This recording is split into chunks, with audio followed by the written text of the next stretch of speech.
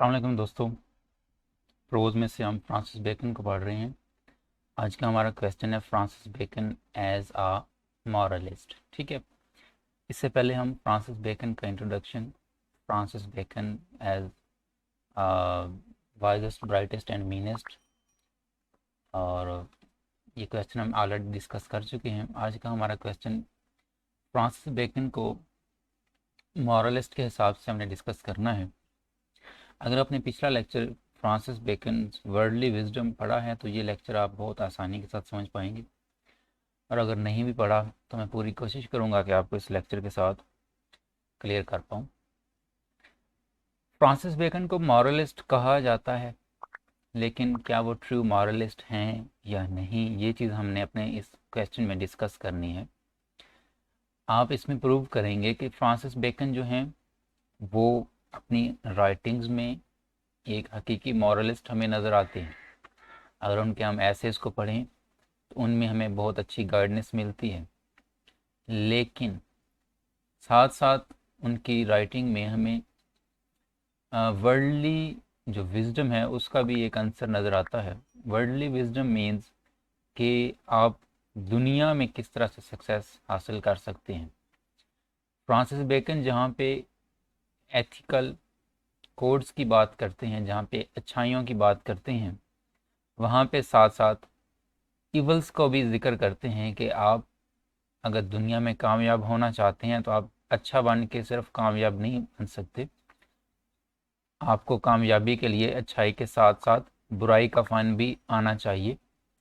तो ये चीज़ है फ्रांसिस बेकन की राइटिंग में, और इसी को हम आज डिस्कस करने वाले हैं। तो चलिए लेक्चर शुरू करते हैं। लेकिन दोस्तों, अगर आपने चैनल सब्सक्राइब नहीं किया तो ये तो आपके लिए सबसे पहला काम है कि आप चैनल को लाजमी सब्सक्राइब करें। तो चलिए शुरू करते हैं जी। Bacon is not a true moralist. ठीक है, सबसे पहला जो हमारा स्टेटमेंट है, यही हमारा आज के इस क्वेश्चन में ऐसे समझने की थीम रहेगा कि हमने ये चीज़ प्रूव करनी है कि जो बेकन है वो ट्रू मॉरलिस्ट नहीं है। मॉरलिस्ट कहते किसे हैं? मॉरलिस्ट कहते हैं अच्छाइयाँ, अच्छा जो शख्स होता है अच्छाई को। ठीक है, तो बेकन जो है वो एक ट्रू मॉरलिस्ट नहीं है। His morality is a saleable morality. आपकी जो मोरालिटी है वो सेलेबल मोरालिटी है, उसको हम दूसरों को दे सकते हैं।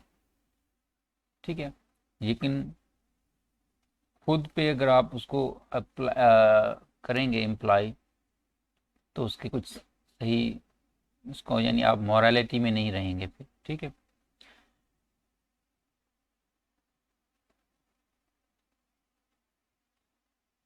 He is a moralist come worldly wise man.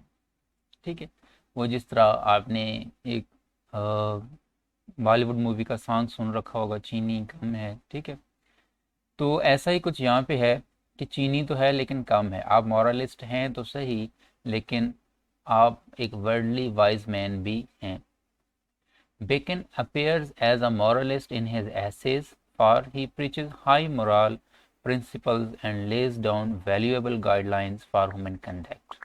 अगर आपके एसेस की बात की जाए तो आप उसमें हमें एक मॉरलिस्ट के तौर पर नज़र आते हैं, क्योंकि आप अपने एसेस में बात करते हैं हाई मोरल की। ठीक है, हाई मोरल प्रिंसिपल्स की, और आप वैल्यूएबल गाइडलाइंस को जो है हमारे लिए फ्रेम करते हैं इंसानी बिहेवियर के लिए। Some of his essays shows him as a true lover and preacher of high ethical codes and conducts. अगर आपके कुछ एसेस पढ़े जाएं तो उनमें उन्हीं को पढ़ के हमें ऐसा लगता है कि जो बेकन है वो एक ट्रू लवर हैं, एक preacher of high ethical codes और कंडक्ट्स के प्रीचर हैं, दाई हैं। मिसाल के तौर पर अगर हम ऑफ इनवी को ले लें, इनवी दोस्तों जेलस का सिनोनिम है। ठीक है, तो अगर हम इसको ले लें तो इसमें बेकन हमें क्या कहते हैं? A man that hath no virtue in himself ever envieth virtue in others. ये इन विथ अब हमारी इंग्लिश में नहीं रहा। ठीक है, आप समझ लीजिएगा कि यहाँ पे लिखा हुआ है इन वेड। लेकिन आपने कोटेशन में इन विथ ही लिखना है। तो आप इनवी जो आपका ऐसे है उसमें बेकन क्या कहते हैं, आप कहते हैं कि वो शख्स जिसके अंदर कोई अच्छाई नहीं होती, यानी वो बंदा जो अपने अंदर कोई अच्छाई नहीं रखता, उसको दूसरे बंदों की अच्छाई से भी नफरत होती है, जेलसी करता है। देन इन हैज ऐसे of goodness and goodness of nature, अगर आप कैसे of goodness and goodness of nature को देखा जाए दोस्तों, ये ऐसे का जो नेम है इसको अपने बोल्ड लेटर्स में कर लेना है, मुझे याद नहीं रहा इसको बोल्ड करना। तो उसमें आप क्या कहते हैं, but in charity there is no excess neither can angel or man come in danger by it. आप अपनी essay goodness and of goodness में रीडर्स को मुखातिब करके कहते हैं कि जो चैरिटी है उसमें कोई उसका अंत नहीं है, उसका कोई एंड नहीं है, और ना तो चैरिटी करने से एंजल्स को कुछ होता है और ना इंसान खतरे में जाता है। एक्चुअली अगर फुल कोटेशन में आपके साथ शेयर करूं तो आप इसको ज़्यादा अच्छी तरह समझ पाएंगे। Of goodness and goodness of nature में आपने लिखा था the desire of power,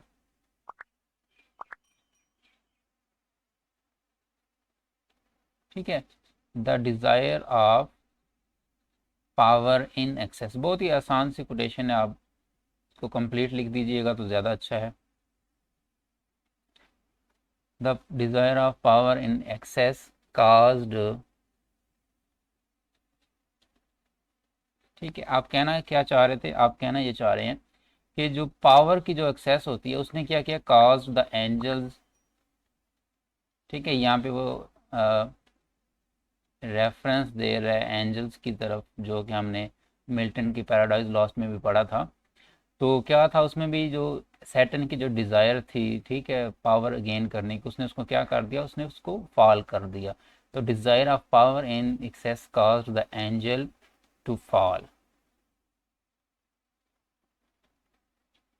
similarly आप यहाँ पे कहते हैं कि द डिज़ायर ऑफ नॉलेज, ठीक है, द डिज़ायर ऑफ नॉलेज, यहाँ पे मैंने लाइन खींच दी है तो आप समझ लीजिएगा, यहाँ पे लिखा है द डिज़ायर ऑफ, ठीक है, द डिज़ायर ऑफ नॉलेज, फरिश्तों को उनकी पावर की डिज़ायर ने फॉल किया, उनको गिरा दिया बुलंदियों से, उनके मकाम से।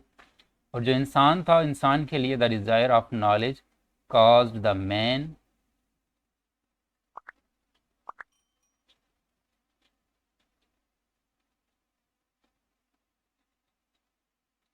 टू फॉल, ठीक है। यहाँ तक बेकन लिख के कहते हैं अपने, इस जो हमने बाकी कोटेशन लिखी है, ठीक है, नीदर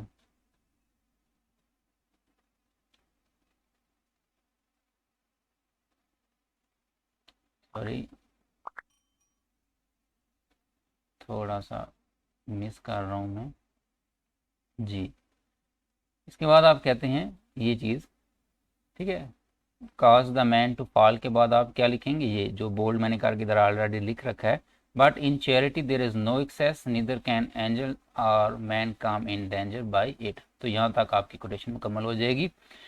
तो बेकन का ये मानना है, क्योंकि बेकन के आप इनवी को अगर हम पढ़ते हैं या आप goodness and goodness of nature को पढ़ते हैं तो इसमें हमें Bacon as a true moralist नज़र आते हैं। मिसाल के तौर पर आप गुडनेस एंड गुडनेस नेचर में क्या कह रहे हैं कि जो फरिश्तों की थी, अगर आप बहुत ज़्यादा पावर हासिल करने के नशे में लग जाएंगे तो उससे क्या होगा, आपके अंदर बुराई आएगी, आप फॉल करेंगे। इसी तरह द नॉलेज जो है उसको भी अगर आप बहुत ज़्यादा एक्सेस के लिए नॉलेज गेन करना चाह रहे हैं बहुत ज़्यादा, तो वो भी आपके लिए बुराई का वजह बन जाएगा, क्योंकि वो फिर आप जिस तरह हमने डॉक्टर फास्टस को पढ़ा था कि उसमें भी ये चीज़ हमें नज़र आई, वो भी एक रिनाइसेंस एलिमेंट था उनमें, कि वो एक्सेस ऑफ नॉलेज चाहते थे, एक्सेस ऑफ पावर चाहते थे, और उसका फिर अल्टीमेटली रिजल्ट हमारे सामने आया गया कि एट द एंड क्या हुआ, डॉक्टर फास्टस अपने किए पर बहुत नदामत फील कर रहे थे, और फिर वो उनका जो जिस तरह का एंड हुआ भयानक सा, वो भी आपने पढ़ा था। तो यहाँ पे बेकन भी हमें एक एज अ मॉरलिस्ट एक अच्छा लेसन दे रहे हैं, ठीक है। इसके बाद है again he appears to be a lover of justice in his essay of judicature। अब अगर judicature को हवाला दिया जाए तो उसमें भी हमें बेकन एक ट्रू मॉरलिस्ट के तौर पर नज़र आते हैं। आपने कहा the principal duty of a जज is to suppress force and fraud. देखें, जो फ्रांसिस बेकन है, आपने जजेस के बारे में, क्योंकि आप खुद भी लाइफ में एक चांसलर रहे, ठीक है, किंग जेम्स ने आपको चांसलर अपने रीजन में, अपने रेन में सेलेक्ट किया था। तो उनके रेन में जब आप इस तरह के ओहदे तक पहुंचते हैं तो आपने जुडिकेचर के बारे में बहुत ही इम्पोर्टेंट एक ऐसे लिखा आप जुडिकेटर, जिसमें आप लिखते हैं the principal duty of a जज is to suppress force and fraud. ठीक है, अब इसमें आप कहना ये चाह रहे हैं कि जो जजेस होते हैं उनको क्या करना चाहिए, उनको सप्रेस कर देना चाहिए, जुल्म और ज्यादती और धोखाधड़ी का सर जजेस को कुचलना चाहिए, यही उनकी सबसे बड़ी ड्यूटी है। बहुत दफ़ा ये शॉर्ट क्वेश्चन में फ्रेम कर दिया जाता है कि अकॉर्डिंग टू बेकन जजेस की सबसे प्रिंसिपल ड्यूटी क्या है, तो सप्रेस फोर्स एंड फ्रॉड। ठीक है, ये उनका सबसे अव्वल टारगेट होना चाहिए जजेस का। लेकिन जजेस के बारे में आपने इसी जुडिकेचर में मज़ीद भी कुछ लिखा। आपका मानना यह था कि जो जजेस थे वो जो चर्च है उसके अंडर ही रहेगा, उस थ्रोन जो है, किंग है जो, उसके अंडर ही रहे। ये नहीं कि जजेस जो हैं वो सबसे बाला तर आप जजेस को कंसिडर नहीं करते थे। आपने कहा था कि जजेस जो हैं वो क्या हैं, लायंस हैं। ठीक है, अकॉर्डिंग टू बेकन आप लिख सकते हैं जजेस क्या हैं, लायंस। ठीक है, ये लायंस हैं बट येट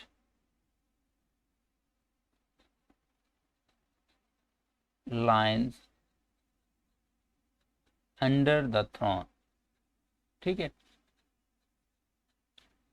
आपका मानना था कि जो जजेस होते हैं उनका काम, ये जो लाइन है ना, इसमें एक्चुअल आप कहना यही चाह रहे हैं कि जो जजेस होते हैं ना उनका काम ये है कि वो सप्रेस फोर्स और फ्रॉड को करें, लेकिन किसके अंडर रह के, थ्रोन के अंडर रह के। क्योंकि जजेस का काम आपके नज़दीक टू इंटरप्रेट लॉ होता है, नॉट टू मेक लॉ और गिव लॉ। ठीक है, आपके नज़दीक जजेस का काम क्या है कि वो लॉ को इंटरप्रेट करें, जो उन्हें लॉ दिया गया है उसको वो इंटरप्रेट करें। उसको, जजेस का ये काम नहीं है कि वो लॉ बनाएं या लॉ को गिव करें। ठीक है, in spite of all given examples, one cannot deny the fact that Bacon was a man of Renaissance। इन सारे एग्जाम्पल के बावजूद कोई बंदा इस चीज़ से भी इनकार नहीं कर सकता कि बेकन क्या था, मैन ऑफ रेनाइसेंस था।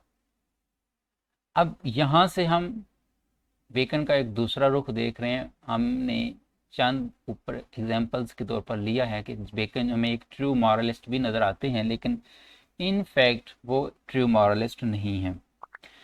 अब ऐसा क्यों है कि सबसे पहले तो हम ये कह रहे हैं कि मैन जो है, सॉरी, जो बेकन है वो क्या है, एक मैन ऑफ रिनाइसेंस है। इस चीज़ से हम इनकार नहीं कर सकते। अब ये रिनाइसेंस क्या है, इसको भी मुझे थोड़ा सा मैं आपको इसका बता देता हूँ कि रिनाइसेंस एक ऐसा एरिया था, ठीक है, 1400 से स्टार्ट होता है। इसको, रिनाइसेंस को रीबर्थ या revival of learning and absolute change in every occupation कहा जाता है।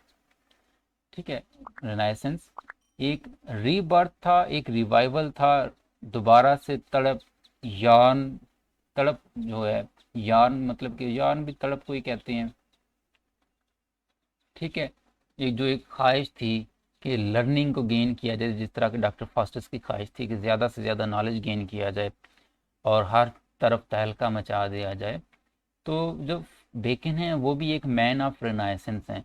ठीक है, आपके बारे में डॉक्टर जॉन टिल्स्टन है।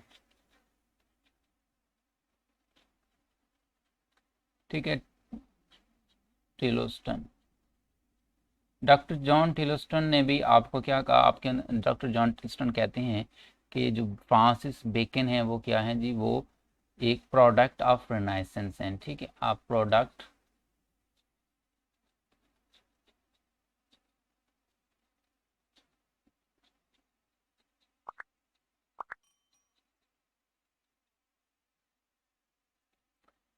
Doctor Johnson was a product of Renaissance. Doctor sorry Francis Bacon को अ प्रोडक्ट ऑफ रेनेसेंस कहा जाता है या मैन ऑफ रेनेसेंस कहा जाता है। क्यों? क्योंकि आपकी जो राइटिंग्स हैं, जो आपके आइडियल्स हैं, वो रेनेसेंस वाले ही हैं। ठीक है, आपके अंदर सबसे पहले जो, अगर देखा जाए, रेनेसेंस के जो फीचर्स थे, करेक्टरिस्टिक्स थे, वो सारे आपको फ्रांसिस बेकन में भी नज़र आएंगे। मसलन फ्रांसिस बेकन जो था वो भी एक man of science and reason था। ठीक है, आपने अपनी लाइफ में एक लर्निंग वाली लाइफ गुजारी। ठीक है, and carried out a rational inquiry. आप हमेशा, आपने जो लेटर लिखा था, ठीक है, लॉर्ड बर्गले को, उसमें भी आपने कहा था कि I have taken all the knowledge to be my province. ठीक है, तो ये सारी चीज़ें डॉक्टर फ्रांसिस बेकन में नज़र आती हैं कि वो साइंस और रीज़न को फॉलो कर रहे हैं। ठीक है, जो ओल्ड कंसेप्शंस थे, ठीक है, उनको वो रद्द कर रहे हैं। उसके बाद फिर हमें फ्रांसिस बेकन में रेनेसेंस का दूसरा एलिमेंट नज़र आता है कि डॉक्टर जो है फ्रांसिस बेकन, वो एक ह्यूमनिस्ट हैं। ह्यूमनिज़्म को बहुत ज़्यादा वो सपोर्ट कर रहे हैं, फ़रोग दे रहे हैं। मतलब कि आप रेनेसेंस वाले पीरियड में ये क्या हुआ था कि जो राइटर्स थे वो इंसान की जो तख्लीक है उसमें गॉड का क्रेडिट मानते थे, लेकिन ये चीज़ मानते थे कि इंसान के अंदर ये क्वालिटीज़ हैं कि वो बहुत कुछ कर सकता है। और राइटर्स का जो मेन थीम रहा वो इंसानियत और इंसान के जो प्रॉब्लम्स, इंसान की एक्टिविटीज़, इंसान की अचीवमेंट्स को ही वो लिखा करते थे। तो डॉक्टर फ्रांसिस बेकन का भी जो मेन थीम रहा, आपके अगर सारे 58 एसेस को देख लिया जाए तो main theme doctor Francis Bacon का उसमें इंसान ही रहा। तो ह्यूमनिज़्म की वजह से भी हम डॉक्टर फ्रांसिस बेकन को मैन ऑफ रेनेसेंस या प्रोडक्ट ऑफ रेनेसेंस कह सकते हैं। इसके अलावा आप अपने फ्रांसिस बेकन ने एसेज में मेटाफॉर और सिमिलीज का बहुत ज़्यादा इस्तेमाल किया है, जो कि रेनेसेंस पीरियड वाले किया करते थे। मिसाल है, आपने अपने ये मज़ीद आगे हम जब इसको पढ़ेंगे तो आपको मैं बताता चलूँगा कि कहाँ कहाँ पे मेटाफर या सिमिली वगैरह का इस्तेमाल किया गया है। ठीक है, तो ये सारी चीज़ें फर्दन फर्दन डिस्कस होंगी आगे। He had a deep insight in human nature. ठीक है, सबसे पहले यहाँ पे ये वही ह्यूमनिज़्म वाली बात की जा रही है कि जो डॉक्टर फ्रांसिस बेकन थे वो ह्यूमनिज़्म को बहुत ज़्यादा पसंद करते थे। He knew that man is naturally more prone to evil than good. He was a clear eyed realist who saw the weaknesses in human nature and drawbacks of human conduct, and also knew that man is not capable of acting according to noble set of ideals। ठीक है, अब ये चीज़ मानते हैं कि इंसान जो है वो कमज़ोर है और वो बुराई की निस्बत अच्छाई की निस्बत बुराई की जानब वो ज़्यादा जल्दी राग़ब हो जाता है।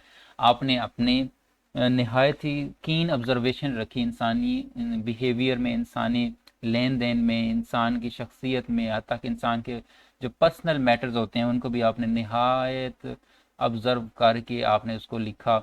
ठीक है, दो Bacon's morality was greater than that of average man's, ठीक है, yet it was not of the highest order. The matter of good and right was important for him, but not if it proved too costly in worldly terms. On one hand, he preached high moral principles, and on the other hand, he also expressed a mean capacity by compromising upon those morals for the sake of worldly success। ठीक है, आप जो हैं मेरे मुंह से बार बार doctor निकल रहा है, सर आपको लकब दिया गया था। तो जो सर फ्रांसिस बेकन हैं वो अपनी राइटिंग्स में ये चीज़ हमें क्लियरली बता रहे हैं। उनके राइटिंग्स में हमें नज़र आता है कि ठीक है, अच्छाई की बहुत ज़्यादा वैल्यू है। ठीक है, और लेकिन अगर ये अच्छाई आपको वर्ल्डली सक्सेस की निस्बत महंगी पड़ रही हो तो आप इस अच्छाई को छोड़ दो। यहाँ चीज़ ये वो मेंशन कर चुके हैं। ठीक है, कॉस्टली इन वर्ल्डली टर्म्स, अगर आपको वर्ल्डली टर्म्स में ये चीज़ आपको महंगी पड़ रही है तो आप इसको छोड़ भी सकते हैं, इसको फॉलो करने का फिर ज़रूरत आपको नहीं है। तो यानी आप जो अच्छाई है उसको सब ऑर्डिनेट कंसिडर करते हैं। ठीक है, मुतबादल, यानी फोकियत आप किसको दे रहे हैं, आप वर्ल्डली सक्सेस को, वर्ल्डली विजडम को आप ज़्यादा फोकियत देते हैं, और अच्छाइयाँ जो हैं, जो इथिकल कोड्स कंडक्ट्स हैं, उनको आप ऑन सेकंड प्रायोरिटी पे रखते हैं। यही वजह है कि विलियम ब्लेक जो हैं, विलियम ब्लेक, ठीक है, एक स्पिरिचुअल पोइट हैं। आपने क्या कहा, आपने कहा इनके एसेस के बारे में, गुड एडवाइस फॉर सैटन्स किंगडम। ठीक है, कि आपके जो ऐसे हैं वो क्या हैं, गुड एडवाइस हैं फॉर सर्टेन किंगडम्स। ये जो फ्रेज दी गई है इसका मतलब ये होता है कि आपके जो ऐसे हैं, ठीक है, वो क्या करते हैं, वो लोगों को बुरे रास्ते पर लगाते हैं। तो मैं इसको यूं भी लिख सकता हूँ इस एडवाइस को आसान लफ्ज़ों में कि advice that urge people to follow evil courses, ठीक है।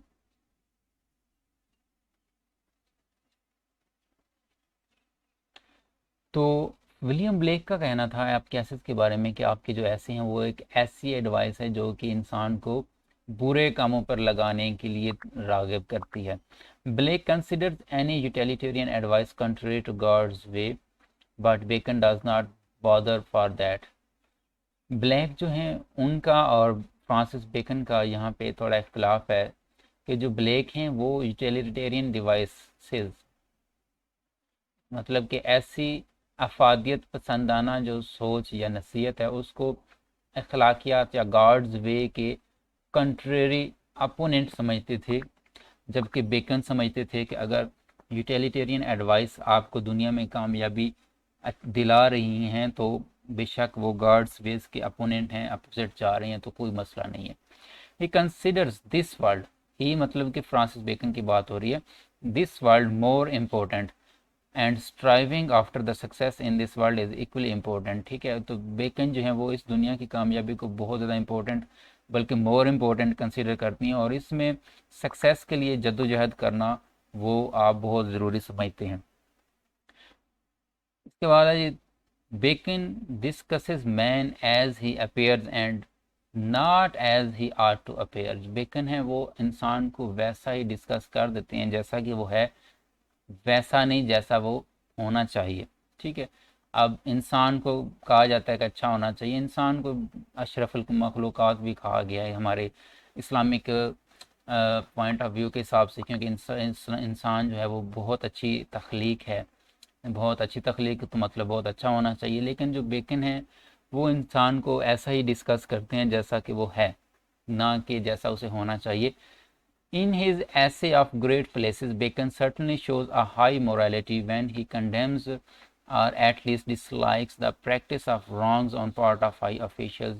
Of great places में आप क्या कह रहे हैं कि आपने यकीनी तौर पर हाई मोरालिटी को क्या किया है, पसंद किया है, क्योंकि उसमें हमें आप नज़र आते हैं बुराइयों को नापसंद करते हुए। आप कहते हैं in place there is licence to do good and evil. आप कहते हैं कि जब बंदा किसी प्लेस यानी कि अथॉरिटी को आप अचीव कर लेते हैं अपनी लाइफ में, तो उस वक्त आपके पास फिर क्या होता है, आपके पास ये लाइसेंस होता है, आपको एक तरह अख्तियार होता है कि आप चाहे अच्छा कर दें या बुरा कर दें। लेकिन where of the latter is a curse, latter मतलब कि जो बाद में आया है, मतलब कि evil, where of the latter is curse, जबकि अगर आप बुरा करोगे तो वो क्या है, आप एक लानत कमा रहे हो, ठीक है। अब यहाँ पे आपने ये चीज़ समझनी है कि आपने कहा था, फ्रांसिस बेकन ने अथॉरिटी के बारे में कहा था कि जब लोग होते हैं वो अथॉरिटी पे जब पहुँच जाते हैं तो बेकन के मुताबिक, अकॉर्डिंग टू बेकन आप कह सकते हैं the voices of authority are chiefly four, ठीक है। अथॉरिटी की जो बुराइयां होती हैं वो बेकन ने चार निकाल के काउंट करके हमें दी हैं। आपके नज़दीक चीफली फोर जो वॉइसेस हैं वो हैं जी, डिलेज, ये चीज़ तो बहुत कॉमन है, जो अथॉरिटेटिव पर्सनस होते हैं छोटे से काम को भी वो बिला वजह तवालत दे देते हैं, डिलेज। उसके बाद आपने दूसरे नंबर पर कहा कि इनमें जो दूसरी बुराई होती है वो क्या है, करप्शन है। अच्छा, वैसे काफ़ी आयरॉनिकल चीज़ है कि बेकन के ऊपर भी करप्शन के चार्जेस लगाए गए थे, ब्राइबरी के। उसके बाद आपने कहा कि इनके अंदर तीसरी जो बुराई होती है वो ये होती है कि रफनेस हैं ये, और उसके बाद फैसिलिटी आपने लिखा, ठीक है, ये सहूलत पसंद होते हैं, डंगर होते हैं, हड हराम होते हैं। Afterwards he appreciates the power of doing good, और ये चीज़ मेंशन करने के बाद आप रीडर के ऊपर छोड़ रहे हैं। आपने ये चीज़ भी यहाँ पे हमें बता दी है कि जो आप अथॉरिटी में होते हैं तो आपके पास अच्छाई और बुराई दोनों करने के अख्तियार होते हैं, चांसेस होते हैं। अगर आप बुरा करोगे तो आपको लानत, लान तान और बुरा कहा जाएगा, लेकिन अगर आप अच्छा करते तो इसको बेकन अप्रिशिएट्स भी करते हैं। आप कहते हैं but power to do good is true and lawful end of aspiring.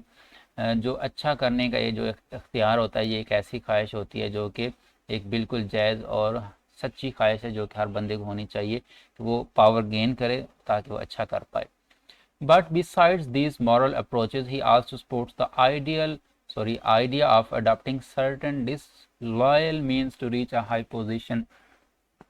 लेकिन इसके साथ साथ, इन मॉरल अप्रोचेस के साथ साथ, आप इस आइडिया को भी सपोर्ट कर रहे हैं कि इस तरह की हाई पोजीशन को गेन करने के लिए आपको जो भी करना पड़े कर दें। आपने कहा it is good to side a man self, कि आप क्या करो, side a man self whilst he is in the rising and to balance himself when he is placed।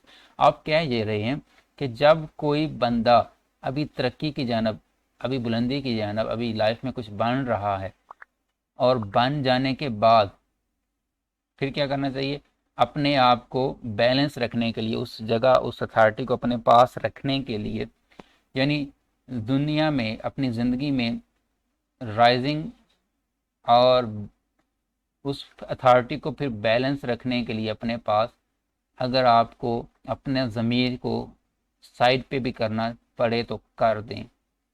ठीक है, यानी जब आप कामयाबी हासिल करना चाह रहे हैं, जब आप आगे बढ़ रहे हैं, और अगर आप आगे बढ़ते हुए अगर ज़मीर की बात सुनने लग जाओगे तो फिर आप आगे नहीं बढ़ पाओगे।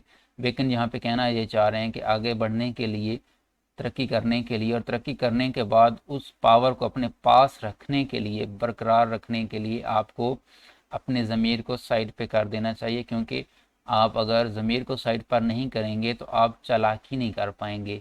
ठीक है, और अगर आप चालाकी नहीं करेंगे तो आप आगे नहीं बढ़ पाएंगे, आप उस पावर को अपने पास देर तक रख नहीं पाएंगे। Thus, like a moralist, Bacon preaches the noble dimensions of great place, but with this statement his purely utilitarian approach also comes forth with all its power। ठीक है, लाइक अ मॉरलिस्ट जो है, बेकन ने प्रीच तो कर दिया Nobel dimensions क्या होती हैं। ठीक है, अच्छाई क्या है, बुराई क्या है, अच्छाई करोगे तो क्या होगा, बुराई करोगे तो क्या होगा। लेकिन इसके साथ साथ बेकन ने ये स्टेटमेंट भी दे दिया जो कि यूटिलिटेरियन अप्रोच को मेरे सामने लेके आता है। यूटिलिटेरियन अप्रोच मीन्स कि अपना फ़ायदा सोचने वाली जो सोच है वो हमारे सामने आती है इस कोटेशन के ज़रिए से, कि अगर आपको आगे बढ़ना है तो आप ज़मीर को साइड पे कर दें। इसके बाद है जी, in the essay of truth he appears to be a genuine admirer of truth and seems to install the love of truth in his readers. Of truth को अगर देखें तो उसमें भी हमें नज़र आएगा कि जो बेकिन है वो रीडर के अंदर एक सच की जो लगन है, जो चाहत है, वो पैदा करना चाह रहे हैं। लेकिन यहाँ पे भी आपको कंट्रेरी, हमें हमेशा आपको बेकन की राइटिंग में ना मिक्सचर ही नज़र आएगा। ठीक है, आपको अच्छाई भी नज़र आएगी हर राइटिंग में, बुराई भी नज़र आ जाएगी। तो यहाँ पे भी सिमिलर है। इट इज़ हेवन अपॉन अर्थ। आप कह रहे हैं कि ये दुनिया में ही जन्नत है।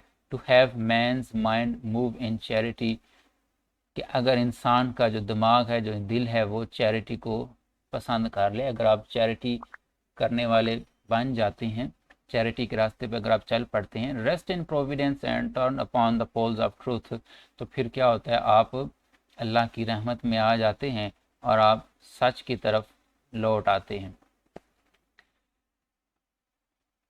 और जब ऐसा होता है तो फिर ये क्या है जी, फिर आपके लिए दुनिया में ही जन्नत है।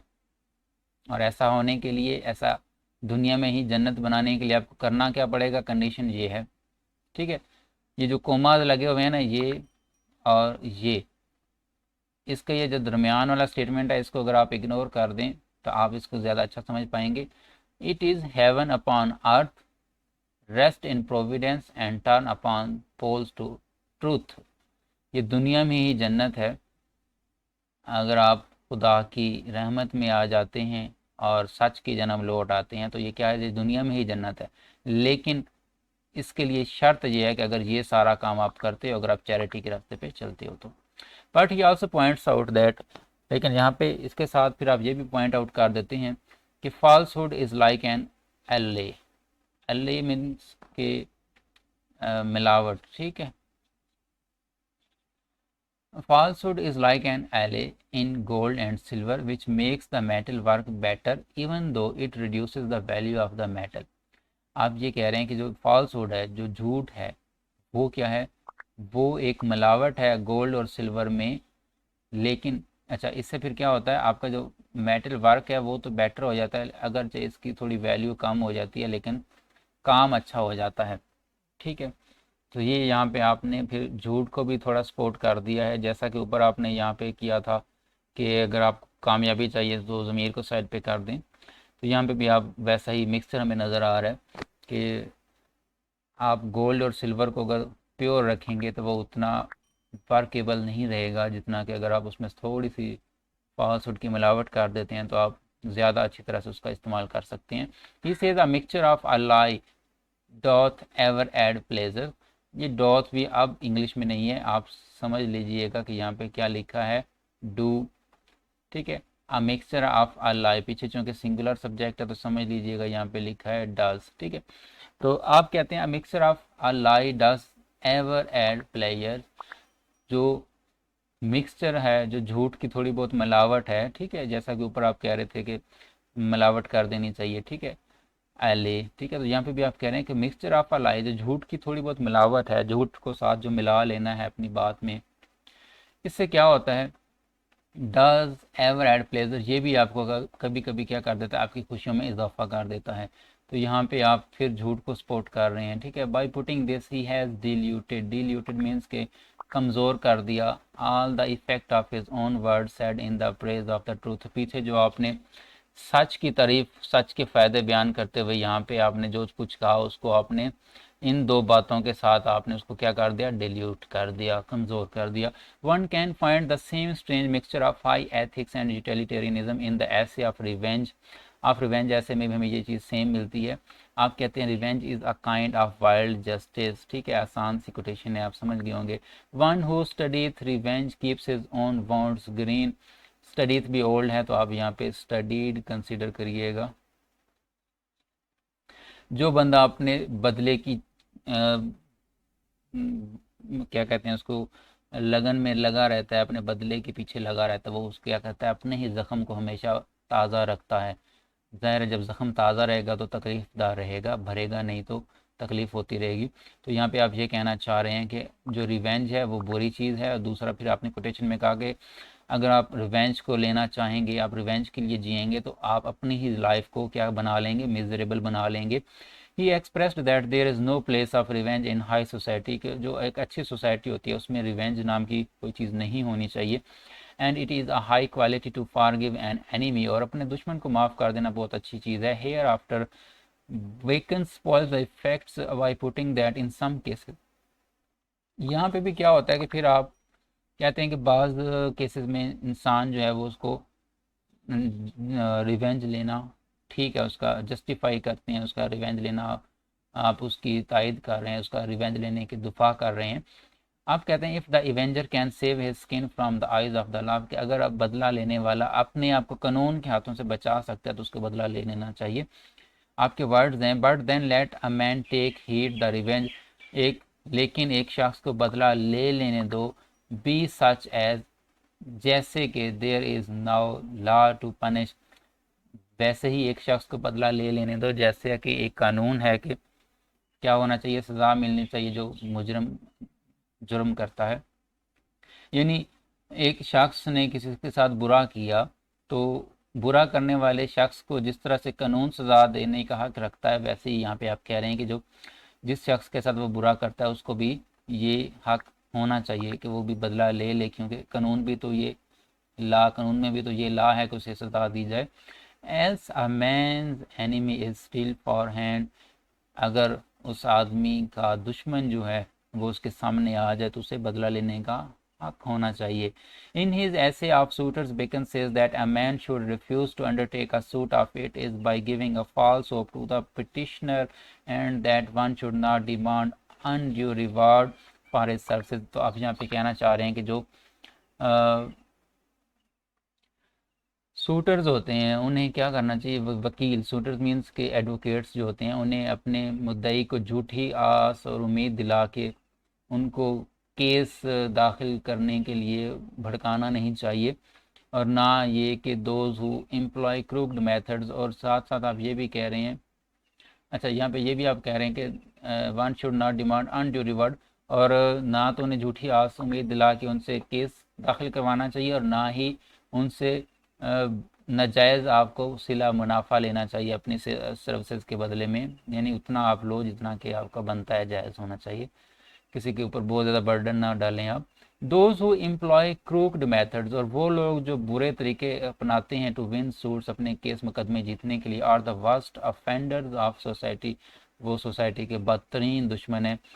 But he also says that if a patron wants to favour the under under नहीं अनडिजर्विंग पार्टी, और साथ साथ आप ये भी कह रहे हैं कि अगर कोई पैट्रन जो है, अगर कोई सरपरस्त जो है वो किसी अनडिजर्विंग पार्टी यानी जिसका हक नहीं है उसको सपोर्ट करना भी चाहता है, तो उसे चाहिए bring both parties to a compromise, for this he would be less dangerous for him, तो उसे चाहिए कि वो दोनों पार्टियों को किसी कंप्रोमाइज़ पर ले आए, ताकि ये उसके लिए एक कम तकलीफ का चीज़ बनेगी। अगर वो ऐसा नहीं करता, वो एक अनडिजर्विंग पार्टी को सपोर्ट कर देता है दूसरे की मर्जी के बिना, तो ये उसके लिए यानी उस शूटर के लिए आखिरत में, हेयर आफ्टर में बहुत ज़्यादा भयानक बनेगा उसका ये काम। लेकिन अगर वो दोनों के दरमियान कंप्रोमाइज़ करके एक अनडिजर्विंग पार्टी को सपोर्ट करता है, तो ये उसके लिए कदरे कम तकलीफ दा होगा। So to Bacon morality and ethical code seem inferior to worldly considerations, तो इस तरह से हमें बेकन के जो मॉरलिटी और एथिकल कोड्स हैं वो इन्फीरियर नज़र आते हैं वर्ल्डली कंसिडरेशंस को। अगर दुनियावी सोच विचार को, अगर दुनियावी फ़ायदे को देखा जाए तो उसमें वो उसको सेकंड हैंड पर रखते हैं। ऑफ सिमुलेशन एंड डिसिमुलेशन, ठीक है, अगर धोखा और फ्रॉड को देखा जाए, is an other example of the strange mixture of morality and prudence, जिस तरह से एक अच्छाई और दानिशमंदी एक स्ट्रेंज मिक्सचर हैं, इसी तरह से धोखा और फ्रॉड भी एक अजीब सा कम्बिनेशन है। आप इसके बारे में कहते हैं the best position and temperature is to have openness in fame, ठीक है, कि एक अच्छा मकाम और मिजाज तो ये है कि आपके पास ओपननेस हो। आप जब इन फेम एंड ओपिनियन, ठीक है, आप जब शोहरत पर हों तो आपका कशादा दिल आपको होना चाहिए, और मशवरा देते वक्त भी खुले दिल के साथ मशवरा देना चाहिए। सीक्रेसी इन हैबिट्स, हैबिट्स में राजदारी होनी चाहिए। डिसिमुलेशन इन सीजनल यूज़, सीजनल मौसमी वक्ती फ़ायदा उठाने में क्या होना चाहिए, डिसिमुलेशन होना चाहिए, ठीक है, फ्रॉड होना चाहिए, धोखा होना चाहिए। एंड पावर टू फेन, और साथ साथ ये होना चाहिए कि आपके अंदर ये सारे धोखे देने के हुनर होने चाहिए। If there be no remedy, अगर आप अपने बदले लेने के लिए, अगर आप अपनी चीज़ लेने के लिए, या जो भी आपका टारगेट है उसको अचीव करने के लिए आपके पास अगर कोई दूसरा हल नहीं है, तो आपके पास ये बेहतरीन तरीके हैं कि आप ओपननेस रखें फेम और ओपिनियन में, सिक्रेसी रखें अपनी हैबिट्स में, और सीजनल यूज़ में डिसिमुलेशन, मतलब वक्ती फ़ायदा अगर आपने उठाना भी है तो नहायत चालाकी के साथ, और पावर टू फेन और धोखा देने का हुनर आपको बहुत अच्छा आना चाहिए, ठीक है। Bacon's morality has also been described as a cynical kind of wisdom, ठीक है, बेकन की जो मोरालिटी है उसको क्या कहा गया है, सैनिकल काइंड ऑफ विजडम कहा गया। जैसा कि ऊपर आपकी जो एसेज हैं, आपके एसेज को कहा गया था कि ये क्या हैं, विलियम ब्लेक ने कहा था ना कि जो आपके ऐसे हैं वो गुड एडवाइस फॉर सैटन्स किंगडम है। तो वैसे ही आपकी जो यहाँ पे विजडम है वो क्या है, इसको डिस्क्राइब किया गया as a kind of as a cynical kind of wisdom, ठीक है, एक ऐसी विजडम जो कि बहुत ज़्यादा क्रिटिसाइज की जाए। This impression is confirmed by even those essays which deal with strong private relations between man. आपके बारे में ये जो इम्प्रेशन है, ये जो तासर है, ये आपके अगर उन एसेस को पढ़ें जो कि इंसान के नहायत ही पर्सनल और स्ट्रॉन्ग प्राइवेट रिलेशंस के दरमियान होता है, तो ये चीज़ कन्फर्म हो जाएगी कि आपकी जो विजडम है, जो आपकी अक्ल दानिशमंदी है, वो काबिल तनकीद है। मिसाल के तौर पर वो ऐसे कौन से हैं, अगर आप फ्रेंडशिप, आप पेरेंट्स एंड चिल्ड्रन, आप मैरिज एंड सिंगल लाइफ, या फिर आप लव को अगर आप पढ़ते हैं तो इसमें हमें ये चीज़ नज़र आएगी कि इसमें भी आप यूटिलिटेरियनिज्म एंड वर्ल्डली बेनिफिट को देखते हैं। Here Bacon expresses a definite failure of emotions, चूँकि आप इस तरह के रिलेशनशिप में भी अपने फ़ायदे को प्रेफर करते हैं, तो इसलिए हमें यहाँ पे नज़र आता है कि बेकन के अंदर एक इमोशन फेलियर है। For he takes the pure matters of art in terms of their uses and abuses, क्योंकि आप जो दिल के मामलात होते हैं उनको भी आप उनके नफ़ा नुकसान परख के रखते हैं, तो ये चीज़ तो नहीं होनी चाहिए। दिल के मामलात में अगर आप नफ़ा नुकसान को परखते हैं, फ़ायदे नुकसान को परखते हैं, तो ये लैक ऑफ इमोशंस हैं। ठीक है, तो बेकन्स के अंदर लैक ऑफ इमोशंस या फेलियर ऑफ इमोशंस पाया जाता है, क्योंकि वो जो हार्ट ऑफ मैटर्स होते हैं उनको भी वो उनके यूजेस और अब्यूजेस के बिना पर सामने रखते हैं, परखते हैं। In short, though Bacon's essays portly नहीं बचे, portray. In short, though Bacon essays portray morality, अगरचे बेकन कैसे मोरालिटी और हाई एथिकल स्टैंडर्ड्स को अक्कासी करते हैं, रिप्रेजेंट करते हैं, yet he does not appear as an idealist moralist and these are but the flashes of morality.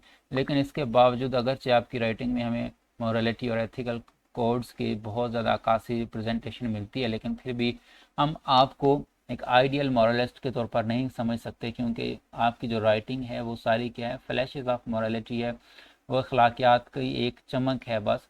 He is not a true moralist, वो हरगिज़ भी एक ट्रू मॉरलिस्ट नहीं है। तो ये था हमारा आज का क्वेश्चन, जिसमें हमने डिस्कस कर लिया है फ्रांसिस बेकन को एज अ मॉरलिस्ट। जाने से पहले चैनल को लाजमी सब्सक्राइब करके जाइएगा। वीडियो देखने का बहुत शुक्रिया। अपना फीडबैक कमेंट के साथ में ज़रूर दीजिएगा, आपको वीडियो कैसी लगी। अपना ख्याल रखिएगा। अल्लाह हाफिज़।